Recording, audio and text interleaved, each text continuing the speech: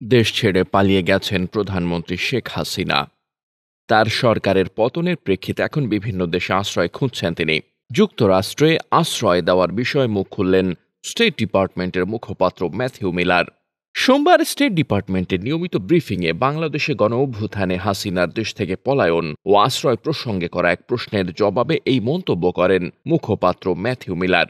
ব্রিফিংয়ে স্টেট ডিপার্টমেন্টের করেসপন্ডেন্ট মুশফিকুল ফজল আনসারি জানতে চান, আপনি জবাবদিহিতার কথা বললেন।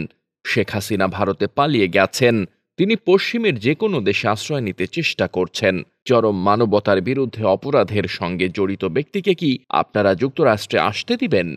জবাবে মিলার বলেন, এ ধরনের কোনো অনুরোধ আমাদের কাছে আসেনি। অপর এক প্রশ্নে এই প্রতিবেদক জানতে চান, প্রধানমন্ত্রী শেখ হাসিনার দেখামাত্র গুলির নির্দেশে প্রাণ হারিয়েছেন হাজারো মানুষ। তাদের ত্যাগের বিনিময়ে বাংলাদেশ আজ স্বৈরাচার মুক্ত। বাংলাদেশের পরিস্থিতি এখনও অস্পষ্ট।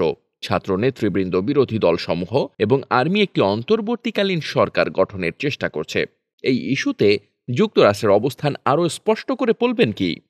জবাবে মিলার বলেন, এ বিষয় নিয়ে বেশ কিছু কথা বলেছি। প্রথমত, বিগত কয়েক সপ্তাহে সহিংসতায় যারা নিহত এবং আহত হয়েছেন, আমরা অবশ্যই তাদের প্রতি শোক এবং সমবেদনা জানাচ্ছি। সহিংসতা বন্ধ এবং দায়ীদের জবাবদিহিতার আওতায় আনার দিকে এখন আমাদের দৃষ্টি। অন্তর্বর্তীকালীন সরকার গঠনে যাতে গণতান্ত্রিক নীতি, আইনের শাসন এবং বাংলাদেশের জনগণের ইচ্ছার প্রতিফলন হয়।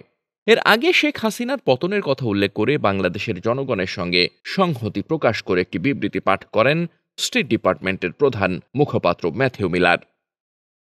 Desk report, বার্তাবাজার।